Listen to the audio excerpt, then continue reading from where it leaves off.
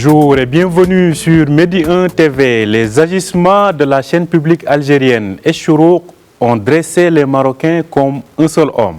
La condamnation est unanime et les réponses se multiplient sur tous les plans. Nous en parlons ce matin avec notre invité Mohamed Benhamou, qui est le président du Centre marocain des études stratégiques, le CMES. Il est en direct avec nous depuis Rabat. Bonjour, monsieur Benhamou. Oui, bonjour Adnan. Alors, ces agissements, selon vous, est-ce de la provocation ou bien une tentative désespérée de détourner l'opinion publique algérienne sur les problématiques en cours actuellement dans ce pays?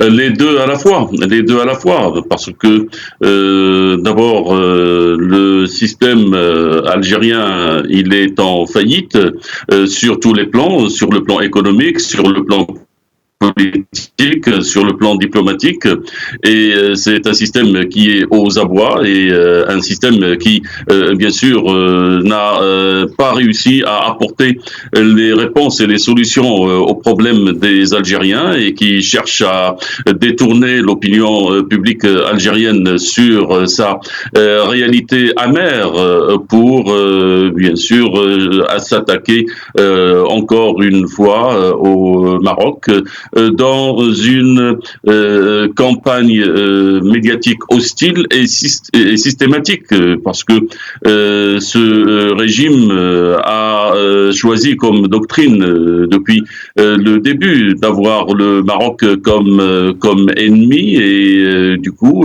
face à cette série de catastrophes qu'il a accumulées, il a cherché encore une fois par l'intermédiaire et par le biais de ces outils qu'utilise le système et le régime militaire en Algérie, qui sont ces pseudo-médias qui, bien sûr, sont instrumentalisés et malheureusement n'ont aucun respect ni de l'éthique des l'objectivité de ces outils d'information, ni aucun respect pour des valeurs tout simplement qui sont donc les valeurs que doivent véhiculer les médias, surtout dans les cas donc des voisinages, et le respect des chefs d'État et le respect des peuples voisins. Alors, selon vous, qu'est-ce que, en tout cas, que ce soit les médias ou le régime algérien, qu'ont-ils à gagner à s'attaquer au Maroc dans la conjoncture actuelle? Je pense que ils savent que ils n'ont rien à gagner, si ce n'est peut-être chercher à détourner l'attention du peuple algérien sur ce qu'il vit avec grande amertume quotidiennement, ce système. Je pense que les médias ne sont qu'un outil, donc mais il faut tout simplement donc être clair. C'est le système politico-militaire algérien qui instrumentalise. Donc on l'a vu, il y a des succès énormes. Ce régime algérien est en train d'essuyer des défaites qui sont donc inqualifiables et catastrophique pour lui, que ce soit la reconnaissance par les États-Unis d'Amérique de la marocanité du Sahara, que ce soit bien sûr donc les grands succès depuis le retour du Maroc à l'Union africaine, et que ce soit aussi sa déconfiture après qu'il ait poussé le Polisario à intervenir à El Guerguerat. Donc et il y a aussi la position internationale qui reste ferme dans ses choix et ses orientations. C'est un système qui ne sait plus à quel sein se vouer aujourd'hui, qui a perdu la boussole et tout simplement, il n'a plus aucune raison ni aucune retenue.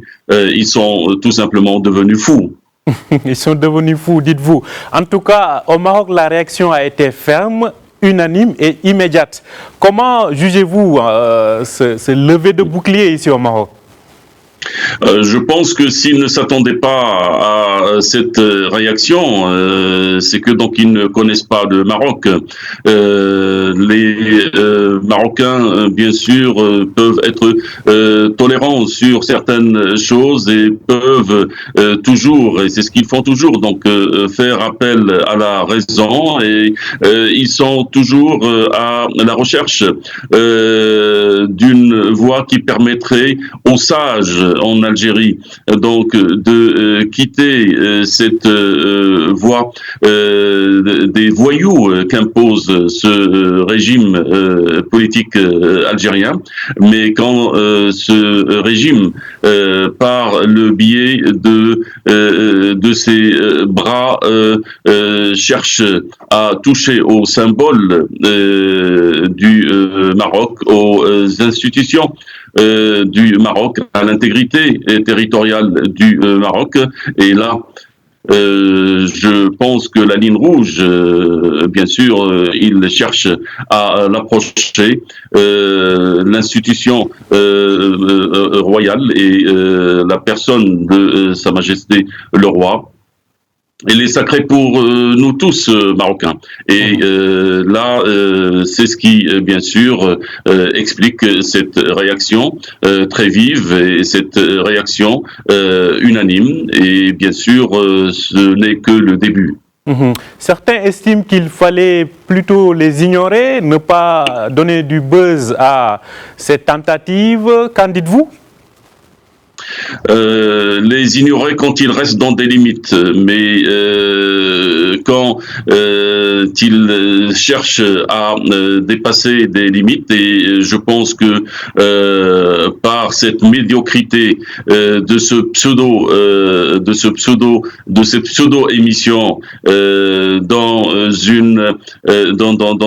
une chaîne bien sûr publique algérienne, ou en tout cas donc qui fait partie des chaînes officielles de l'Algérie, je pense qu'il y a des limites, et là, ce qu'ils ont cherché donc à toucher par cette action ne tolèrent pas du tout donc l'ignorance. Je pense que la réponse ferme et l'unanimité dont ont fait preuve et font encore preuve les Marocains et le moyen, parce que donc on ne peut pas accepter ni tolérer ni laisser passer une tentative pareille de bien sûr chercher à porter atteinte à la personne du roi, et bien sûr donc les Marocains, chacun de nous et tous Marocains se sont concernés, et il a lui-même donc pris l'initiative de défendre le symbole du royaume, l'unificateur du royaume, le roi et Sa Majesté le roi au Maroc représente le passé et l'histoire donc profonde de ce pays qui est très riche, et présente aussi donc le présent que nous vivons aujourd'hui, qui s'inscrit dans le développement et le bien-être, et présente l'avenir de la nation marocaine. En tout cas, comme on le voit sur ces images, la réaction a été immédiate, aussi bien sur les réseaux sociaux, mais aussi l'ensemble des parties vives donc, de la nation se sont dressés comme un seul homme et ont réfuté vigoureusement ces agissements. Alors, certains même dans ce cadre, Mohamed Ben Hamou, parlent d'une certaine jalousie au-delà des problèmes actuels que rencontre l'Algérie, qui semble distancée sur la riposte sur le Covid, notamment en termes de vaccination, mais aussi, surtout, sur le plan économique. C'est comme si l'émergence économique du Maroc, l'affirmation de la diplomatie marocaine, tout ce qui semble être en tout cas aujourd'hui être des success stories ici au Maroc, semble provoquer une certaine jalousie auprès de nos voisins algériens. Qu'en pensez-vous ? Oui, je pense que effectivement, donc je dirais que ce n'est pas seulement donc de la jalousie, c'est l'apocalypse pour ce régime qui voit un Maroc prospère, un Maroc qui réussit, un Maroc qui se développe, les infrastructures, qui voit toutes ces réalisations, qui voit le Maroc s'inscrire dans le monde du 21e siècle, qui bien sûr est en train d'observer ce train qui est donc en pleine vitesse du Maroc vers la prospérité, vers le développement et vers le bien-être de ses citoyens, et qui voit aussi sur le plan donc diplomatique toutes ces réussites, et de l'autre côté on voit donc une Algérie menée par ce régime politico-militaire qui ne réussit même pas à vacciner les citoyens et à assurer leur sécurité sanitaire, alors qu'au Maroc aujourd'hui donc il y a plus d'1,7 million Marocains qui ont été vaccinés, et dans l'horizon des semaines à venir, donc les Marocains vont être vaccinés, qui voit aussi donc le Maroc qui a, et le Marocain donc qui a à sa disposition sa sécurité alimentaire et qui dispose donc de tous les produits, alors que il faut se battre chaque jour en Algérie pour avoir 1 litre de lait en poudre.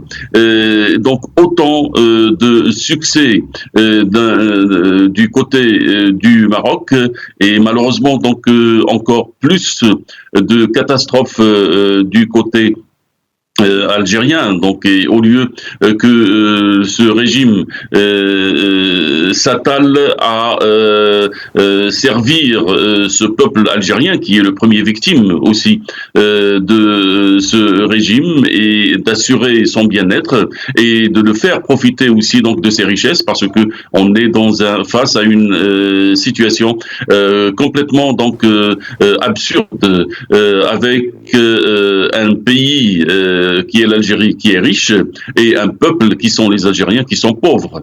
Mmh.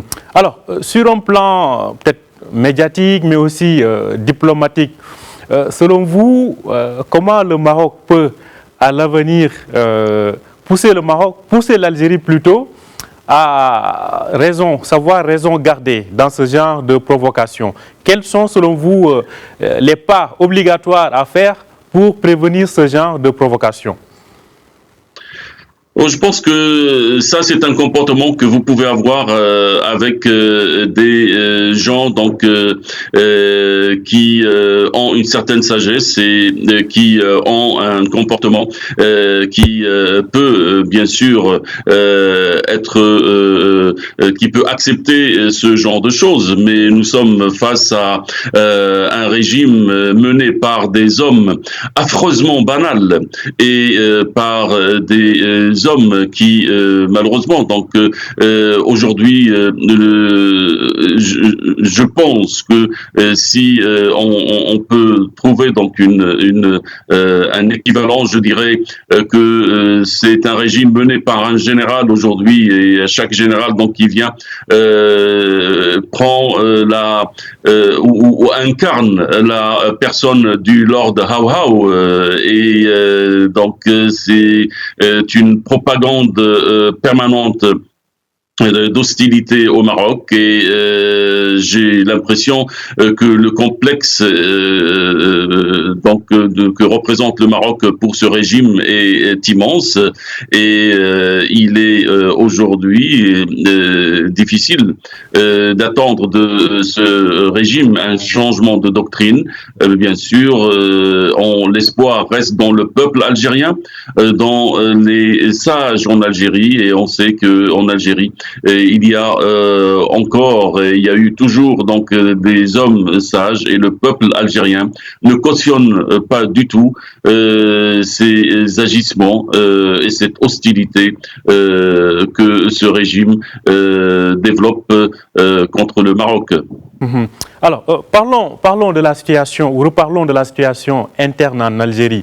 Aujourd'hui, on voit pas mal de condamnations contre des leaders d'opinion, en tout cas on parle de prisonniers d'opinion. On voit que le Hirak, en tout cas on essaie de l'étouffer, mais c'est comme si ça ne marche pas malgré le coronavirus. Il est vrai que les manifestations ont cessé dans le cadre donc de ces restrictions des déplacements et de mouvements et de rassemblements. Mais selon vous, en fait, quelle seconde vie ou quel second souffle attend ce Hirak qui apparemment continue de faire peur à l'establishment au niveau d'Alger? Le régime algérien exploite la situation sanitaire pour bloquer le Hirak, mais je pense que le Hirak retrouvera le chemin pour continuer ce qu'il a commencé le 22 février. Donc il est clair que ce régime cherche par tous les moyens à renaître de ses cendres. Il cherche aussi par tous les moyens à se recycler, mais malheureusement, chaque copie qui ressort après un recyclage, donc elle est encore pire que celle d'avant, par l'absurdité des hommes donc qui concoctent ce recyclage, et par aussi la myopie dont ils souffrent pour voir l'avenir. Mais il est clair que l'avenir appartient aux Algériens, et il est clair que ce régime qui a jusqu'à présent donc réussi à se maintenir dans un contexte de plus en plus difficile, il aura des comptes à rendre au peuple algérien, et je pense que la volonté et aussi donc l'intelligence collective algérienne effacera cet accident de l'histoire qui est donc ce régime qui a pollué l'État en Algérie depuis l'indépendance et jusqu'à aujourd'hui. Merci beaucoup Mohamed Ben Hamou. Je rappelle que vous êtes le président du Centre marocain des études stratégiques. Vous étiez en direct avec nous depuis Rabat. Merci et bonne journée à vous. Merci Omar, merci. Merci. Merci à vous aussi de nous avoir suivis. Je rappelle que vous pouvez retrouver cet entretien donc, sur notre site www.medianews.com. Très bonne journée et très bonne suite de programme sur Médiane TV.